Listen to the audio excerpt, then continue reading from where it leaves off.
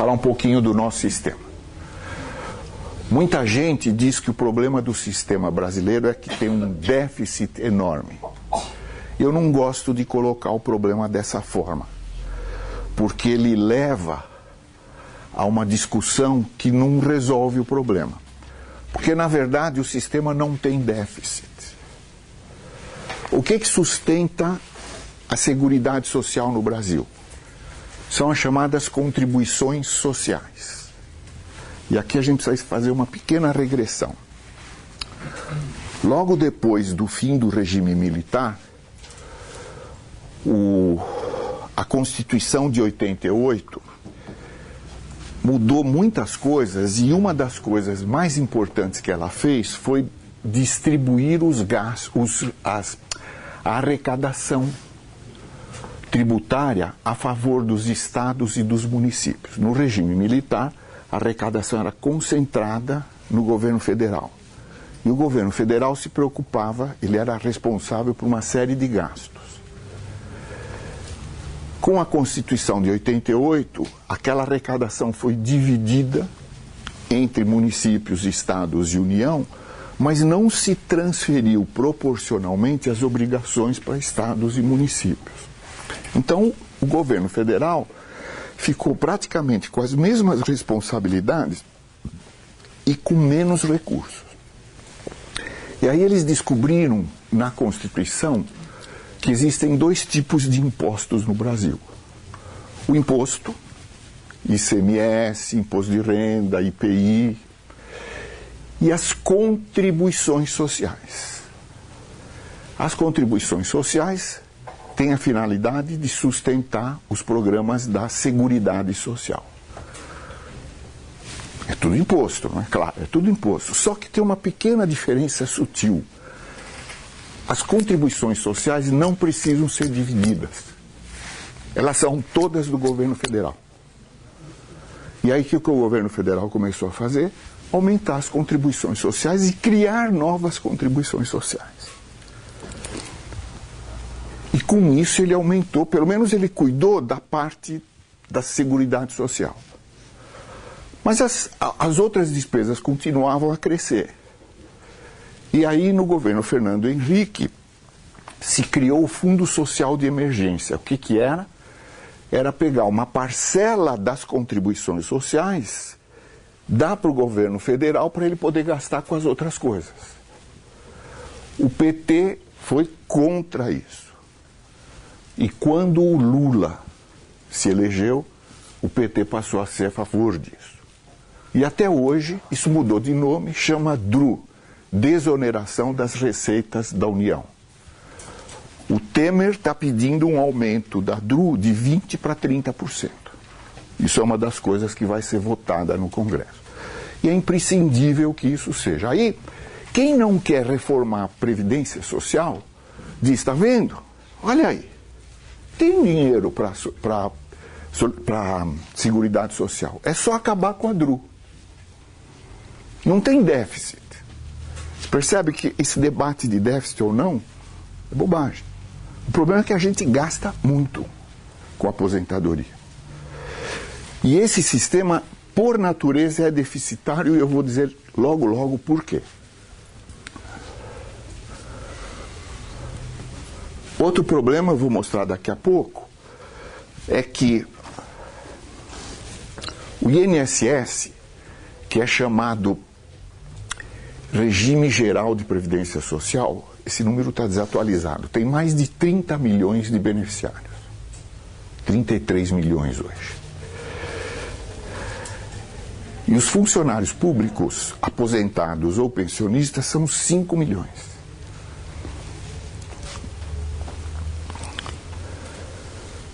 Esses gastam metade do que se gasta com isso. Os funcionários públicos são, aposentados, são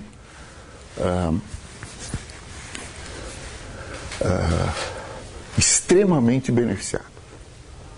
Muito mais do que os trabalhadores do setor privado. Eu me aposentei com meu salário integral. Embora eu nunca tenha contribuído para isso. Então existe uma diferença de tratamento enorme entre funcionários públicos e pessoal coberto pela CLT. As nossas propostas são que se crie um sistema único, igual, para todo mundo. Já se mudou, eu vou mostrar para vocês daqui a pouquinho, já não está assim, mas quem já se aposentou, ou quem já tem o direito de se aposentar, ainda usufrui da renda integral na aposentadoria. Aposentadoria por idade, aposentadoria rural e pensões. Para você se aposentar no INSS, você tem que contribuir durante 35 anos. Se for mulher, durante 30 anos. Essa diferença de tratamento entre homem e mulher se justifica porque, pelo menos durante uma parte da vida, as mulheres têm uma dupla jornada. Elas têm que cuidar dos filhos e elas têm que trabalhar.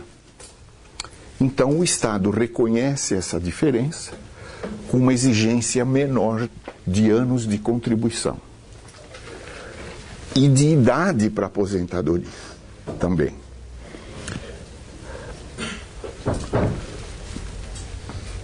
Se você nunca contribuiu para o INSS e começar a contribuir aos 50 anos, aos 65 anos, você se aposenta como se tivesse contribuído durante toda a vida. Se for mulher, aos 60 anos. Isso é a chamada aposentadoria por idade. Então vejam que coisa curiosa. Se você contribui a vida inteira, você precisa de 35 anos de contribuição para se aposentar. E se você não contribui lá na frente, você precisa de 15 anos só. Um tratamento duplo, que não se justifica. Aposentadoria rural. Na economia rural, pelo menos antigamente, não se contribuía, era a informalidade nas relações de trabalho. Então, sempre existiu a aposentadoria por idade rural. Então, o homem aos 60 anos e a mulher aos 55 anos, que tivessem sido agricultores, se aposentavam mesmo que não tivessem contribuído. Tá? Então o Estado reconhece, como não há formalidade nas relações de trabalho no campo, não é justo você abandonar um idoso só porque ele está na zona rural. Quanto essa pessoa ganhava? Meio salário mínimo. Quantos benefícios em cada domicílio? Se o homem e a mulher tinham sido trabalhadores rurais, só uma aposentadoria rural para aquele domicílio. Aí vem a Constituição de 88 e estabelece o seguinte: o menor benefício da Seguridade Social é um salário mínimo. E a aposentadoria rural é individual, não é domiciliar. Então uma casa que tinha o homem e a mulher ganhando meio salário mínimo, de repente passou a ter direito a 2 salários mínimos. A aposentadoria rural é provavelmente o maior programa de transferência de renda do mundo. 2/3 das aposentadorias que o INSS paga são no valor de um salário mínimo. Isso corresponde a quase metade do gasto do INSS. E essas aposentadorias, quase todas elas, são aposentadorias de trabalhadores rurais. Vocês percebem por que o sistema tem que ser deficitário? Claro. Dizer que o sistema é deficitário não resolve o problema. Está errado fazer isso? Não está. Talvez a proporção esteja exagerada. Mas é claro que se uma pessoa chega a 60, 65 anos e não tem como viver, o Estado tem que cuidar dessa pessoa. Óbvio, não é? O problema é que está tudo misturado na mesma conta. E o INSS precisa arrecadar muito para poder pagar essas coisas, e mesmo assim não dá conta. E aí ele avança nas outras contribuições. Além disso, a pessoa pobre que chega aos 65 anos, homem, 60 anos, mulher, tem direito a um salário mínimo também, mesmo que nunca tenha contribuído. Olha as contradições, né? Então, se você resolve começar a contribuir aos 50 anos, aos 65 anos você contribuiu, no mínimo você ganha um salário mínimo. Se você não contribuiu nunca e mostra que é pobre, você tem um salário mínimo também. Então, para os pobres, pelo menos, não há incentivo nenhum a participar do sistema. Percebe os incentivos errados? Pensões, isso foi em parte corrigido, mas a questão é que no Brasil, o Brasil é muito bonzinho com as pensões. No mundo inteiro, qual é a diferença entre pensão e aposentadoria? A pensão é o nome que a aposentadoria assume quando morre o beneficiário. Então, um casal que vivia da aposentadoria do marido, por exemplo. O marido morreu, esse benefício é transferido para a mulher. E aí passa a se chamar pensão. Por isso que a gente fala aposentados e pensionistas. O pensionista é quem sobreviveu ao aposentado. Se os dois trabalharem e os dois têm aposentadoria, se a mulher morre antes do marido, o marido é pensionista também.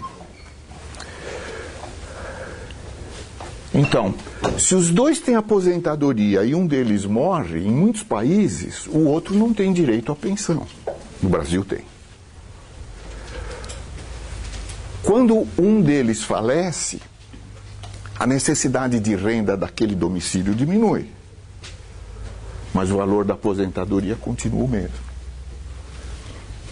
E o mais grave disso é que essa generosidade na pensão começou a mudar a estrutura etária dos casamentos.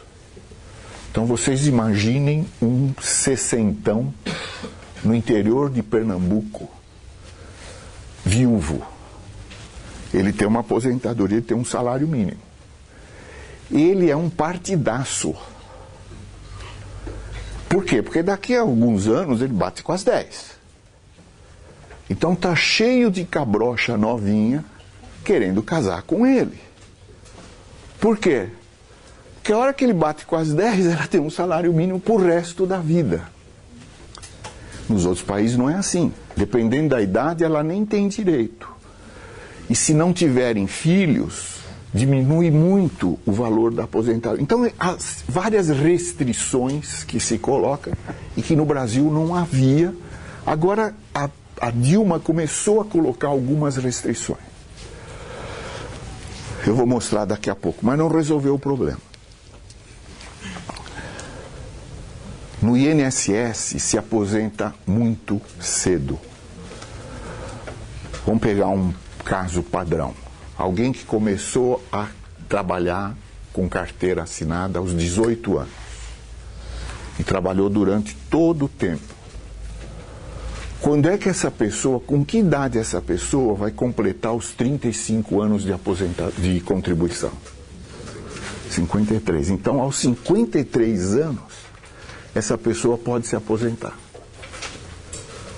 E ela vai durar, de acordo com as tábuas de mortalidade, ela vai durar no mínimo mais 25, 30 anos.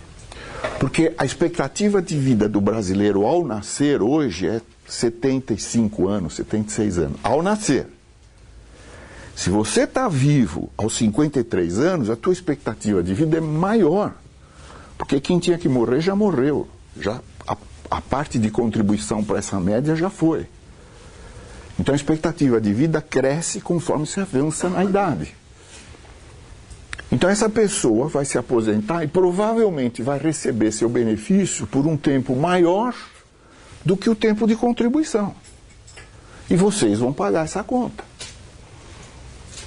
Então a demografia não combina com precocidade. Por isso que em todos os países do mundo, com exceção de alguns países inexpressivos, existe uma idade mínima para se aposentar. Em geral, essa idade é 65 anos, e em alguns países está começando a virar para 67 ou mais. Isso deve avançar. No governo Fernando Henrique, houve uma emenda, uma proposta de emenda à Constituição, porque isso está na Constituição, por isso que é difícil de mudar, e que instituía uma idade mínima no INSS. Isso foi 98, mais ou menos, por aí, fim dos anos 90. E por um voto, essa proposta deixou de ser aprovada. E esse voto que faltou, por estranho que pareça, era de um deputado, o Candir, que era economista e professor da Unicamp, foi ministro da Fazenda no governo Collor, e ele votou contra a idade mínima.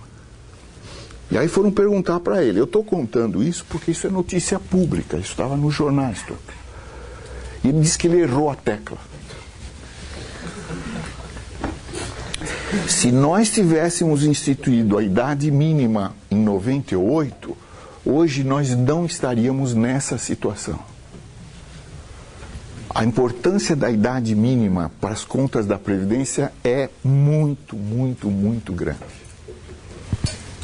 Mas não deu para mudar. E aí, como não deu para mudar, o governo criou o fator previdenciário. Vou falar daqui a pouquinho. Então vocês vejam, tem uma confusão enorme, entra tudo na mesma conta, benefícios contributivos e não contributivos. Precisaria separar essas contas. É muito urgente. Faz quase 30 anos que eu digo que isso é muito urgente. E cada vez continua sendo muito urgente. Por que que é urgente? Porque qualquer mexida que você der no sistema de aposentadoria, o efeito demora muito para acontecer. Então, quanto mais se demorar, mais para frente ainda vai acontecer. Aparentemente, a sociedade brasileira se convenceu de que é preciso mexer nisso. E aparentemente o governo vai mandar uma proposta, vamos ver o que vem aí. Vai ser muito difícil. Porque essas coisas são difíceis de contar para a população. A população em geral é sempre com o pé atrás. Opa, querem avançar na minha aposentadoria. As pessoas não sabem que se não se fizer nada, as pessoas não vão ter aposentadoria. Né? Então é muito difícil, é uma resistência muito grande. E é muito difícil explicar. É muito mais fácil você rotular. Por exemplo, quando você diz, ó, não tem déficit. Previdência Social não tem déficit. Você vai precisar ficar falando 3 dias e não vai conseguir convencer. Não tem déficit. Por que eu vou mexer? Você tem que dizer para as pessoas, bom, mas você só quer gastar com a aposentadoria e o resto. As pessoas não querem saber. Então é uma batalha de comunicação muito difícil.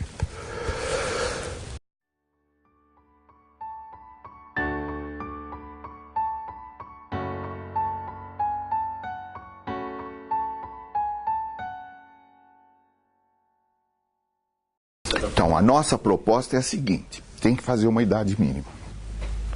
Isso não resta dúvida. Mas você tem toda a razão. Um cara que ficou 34 anos contribuindo, faltou 1 ano para ele se aposentar, aí vem o Temer e diz, ó, espera mais 5 anos. Não dá. Então, a nossa proposta é que a idade mínima seja votada hoje, mas ela começa a valer daqui a 5 anos. Então, nos primeiros 5 anos não acontece nada. No 6º ano, quem fosse se aposentar daqui a 6 anos, vai esperar mais 1 ano, 7 anos. Entendeu? É possível você contornar isso. Aí seria gradual. Gradual. Você levaria 15 a 20 anos para fazer essa mudança. Então, você vê, não resolve o problema fiscal imediato. Mas se você olhar o fluxo de gastos nos próximos 40 anos, e trouxer isso a valor presente, vocês já vão aprender no semestre que vem o que é valor presente. Quer dizer, é o valor que um fluxo tem se fosse feito hoje, instantaneamente. A redução seria incrivelmente grande, muito grande. E isso ajudaria os agentes econômicos a se convencer que o problema fiscal do Brasil começou a se resolver. Opa, então eu vou investir. Você percebe? Quer dizer, o impacto fiscal demora, mas o impacto na percepção é imediato. Então há maneiras de fazer isso. Outra coisa importante, além de mexer para trás, na idade mínima, nós precisamos mexer para frente. E nós precisamos criar um sistema para os novos trabalhadores. Eu vou mostrar para vocês a nossa proposta. E, uma coisa a mais, o salário mínimo. O menor benefício tem que ser igual ao salário mínimo. Por isso que uma família que tinha um benefício de um salário mínimo e morreu o beneficiário, a nova legislação manda diminuir o valor da pensão. Mas como o valor da pensão já é um salário mínimo, não diminui. Então a nova legislação não tem efeito nenhum. Porque o Brasil não resolveu essa questão.